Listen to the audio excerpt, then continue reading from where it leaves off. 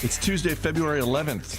Welcome to Market Foolery. I'm Chris Hill. With me in studio, Mr. Jim Mueller. Thanks for being here. Thanks for having me. We've got the bane of my investing existence with its latest quarterly report. We're going to dip into the full mailbag, but we're going to start with the business story of the day. And that is the fact that nearly 2 years after the merger of T-Mobile and Sprint was announced, we're not at the finish line, but we are one big step closer to this deal being finished. A U.S. district judge ruled in favor of Sprint's $26 billion deal to merge with T-Mobile. And in terms of the stocks, shares of T-Mobile up about 10%, shares of Sprint up 72%. Yeah, well, 72% from a really low number. Yes, absolutely. The T-Mobile pop was... Yeah, that's pretty significant. And I like it because it shows the market's expectation that, yeah, this is going to be actually a good thing for both companies to merge into one.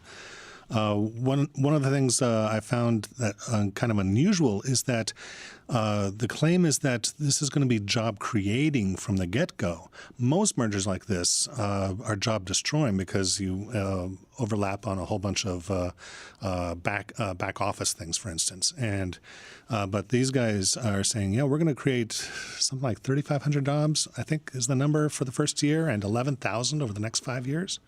That's pretty cool. Yes, absolutely, if they can pull that off. And it's interesting because they, to your point, they're trying to strike a balance. They're trying to say, hey, no, we're going to create jobs. But they're also saying to Wall Street, we think about $6 billion in synergies will be saved because, yes, absolutely, some of the, HR, finance, legal, some of those jobs go away. I should mention, again, we're not at the final step here. It still needs to be approved by the California Public Utilities Commission. Right. But as you said, I mean, you look at the market reaction.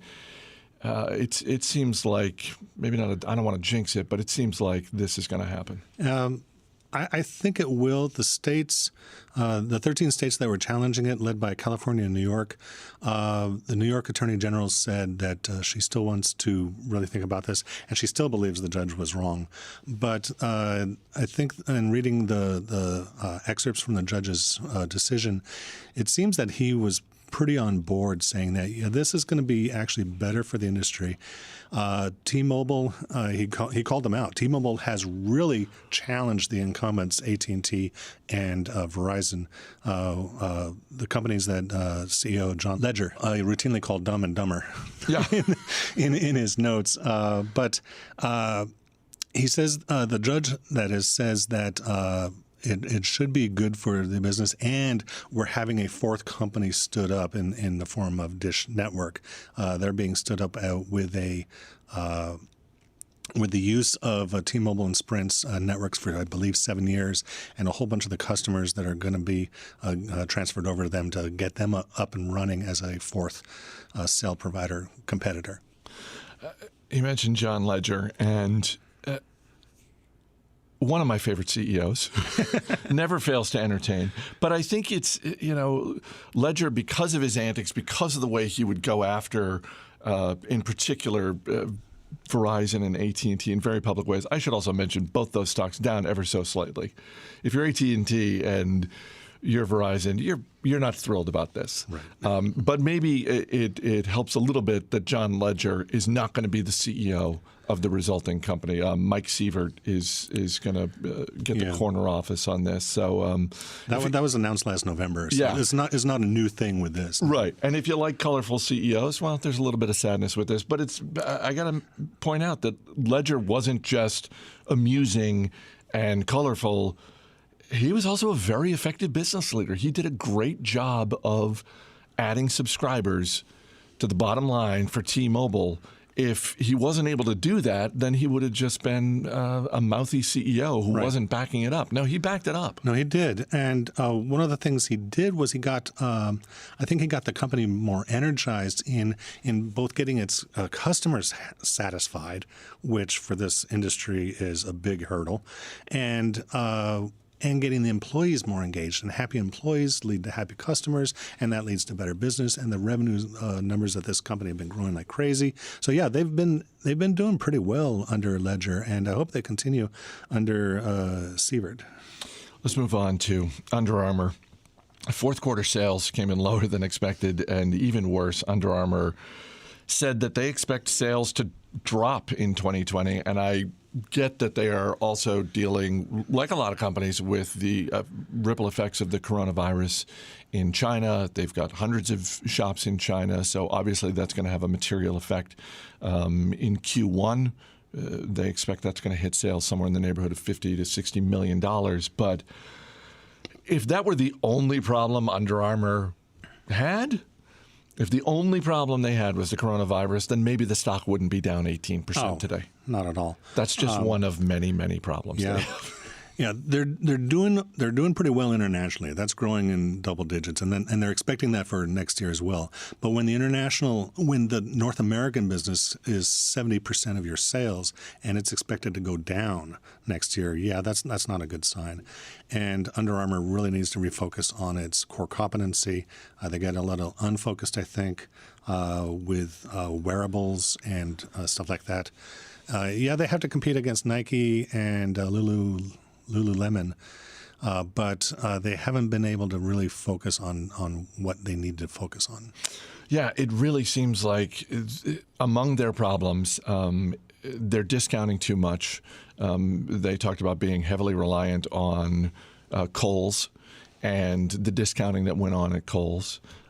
It also seems like they just have too many SKUs. They just have they make good stuff. I've said this before about Under Armour. They appear to have gotten, in some ways, the most challenging part of athletic apparel correct. They make good stuff. They just appear to have a problem with almost every other part of retail. Right. I don't follow the company extensively, so you and who's it, Jason, follow it better. But another thing I noticed was that in 2019, they brought in less cash through the front door as well. Even though they grew revenue just a little bit and got gross margin to improve thanks to pulling back some of those discounts you were talking about, they brought in about $120 million less in free cash flow from operations. So that's money coming in the front door, not as much. On the good side, though, they are working down on their long-term debt. That was down by down 19%, something like that, and their cash balance was up significantly. So the balance sheet is stronger. This is CEO Patrick Frisk's first quarter, I believe. Yes. And so I think it's okay to give them a little bit of give him a little bit of time to get really going on his job. But if they continue as they've been going, yeah, it's going to be not fun for shareholders. You own a lot more stocks than I do, and I'm curious how you think about look, this is a stock that is down 50% for me. And I have no plans to sell it because it's such a tiny part of my portfolio. And I've basically moved it both mentally and emotionally just off to the side. It's a business that, yes, I'm rooting for. Yes, I would love for it over the next 3 years to triple, but I've almost stopped caring about it. And I'm curious, what is your experience? How do you deal with stocks that have a similar path where you went in, you had your thesis, it didn't work out, and now you look at your portfolio and it's 1% or less of your investing portfolio? How do you think about a business like that? Well, unless I can see a way for the company to turn around, I'd rather get rid of it personally, even though, yeah, it's a little tiny piece and it doesn't feel like it's worth selling. But there is some money tied up, even if it's only a few $100s tied up in that. And you probably have better ideas of where to put that money, and have even adding a few $100s to a winner could help boost that down the road. There's also the psychological thing. Every time you look at your portfolio, I don't know how often you do that, but every time you do, you see that, oh, dang, there's Under Armour. I bet you do. And even though you say you've put it aside, it still hits you like a little needle every time. So it does, although I've like I said, I've kind of stopped caring about it, I shouldn't say I've stopped caring about it. I've stopped being upset about it. And to me, it's almost a visual reminder of a mistake I made. And that I hope is going to be helpful to me as an investor in other businesses going forward. There is that, and I've heard many investors I admire say that. You might want to still trim it down and recover some of that money and put it back to use rather than consigning it to the depths. You know me, I'll just spend it on coffee. Well, you love coffee, and it's supposed to be healthy, right? Absolutely. Another study came out. Now it's good for your bones. I love it. You can hit us up on Twitter. @MarketFoolery is our Twitter handle. Question from Daniel Shelton in Sacramento, California, who writes on Twitter, "Hold the phone. Is your swag shop gone? I was hankering for a full T-shirt, but it's gone. Why, oh, why?" It's not gone, Daniel. It really needs one of those signs like you see at the mall or on Main Street that just says, "Pardon our dust. We're renovating." The swag shop is going to be unveiled, bigger, better, more robust, more products in, I'm going to say April. I don't want to overpromise, but right now it's looking like April. So hang in there, Daniel. Personally, I just love that he says he's hankering for it. Yes. I love that. Good word. Our email address is marketfoolery@fool.com. Question from Judah Seidman in New Jersey, who writes, "I know a little about the UN resolution to limit high sulfur fuel in the world's ports, and I know that renewable energy is a good thing. So do you think clean energy, ticker symbol CLNE, is positioned to take advantage of these trends?" What do you think? That's a really good question. I like where he's going with this. So just a little bit of background. He's referring to IMO, which is, I had it written down. International Maritime Organization 2020 rule. And it's the latest and maybe the last, I'm not sure, reduction of the sulfur levels in the fuels that ocean-going ships are allowed to use. Brings it down to 0.5%, which is a significant drop from the previous. And that's been going on for 15, 16 years.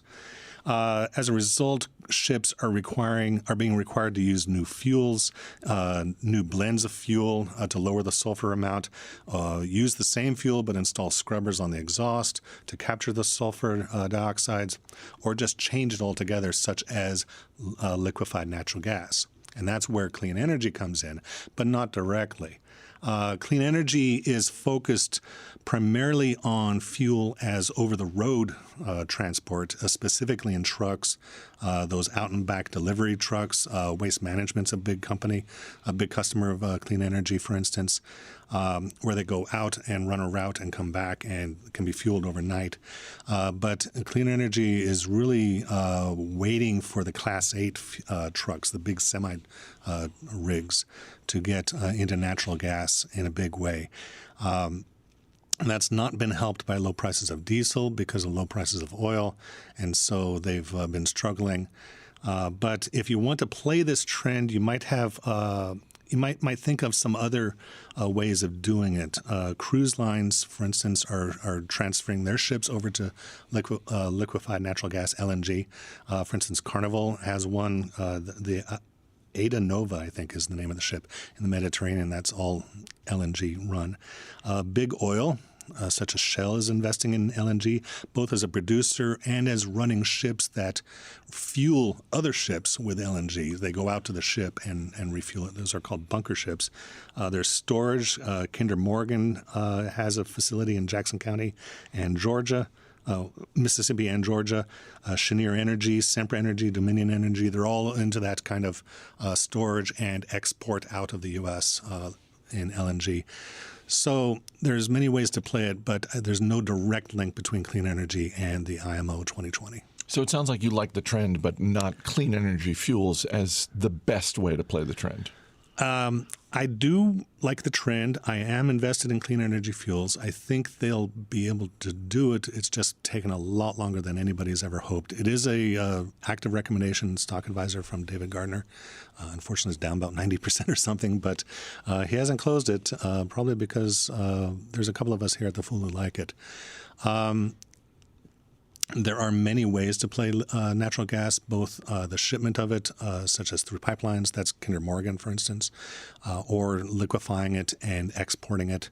And those are like Cheniere and Sempra and those guys. Fortunately, I'm pretty sure David has some winners to make up for that. Yeah, just a few. Jim Mueller, thanks for being here. Thanks, Chris. As always, people on the program may have interest in the stocks they talk about, and the Motley Fool may have formal recommendations for or against. So don't buy or sell stocks based solely on what you hear. That's going to do it for this edition of Market Foolery. The show is mixed by Dan Boyd. I'm Chris Hill. Thanks for listening. We'll see you tomorrow.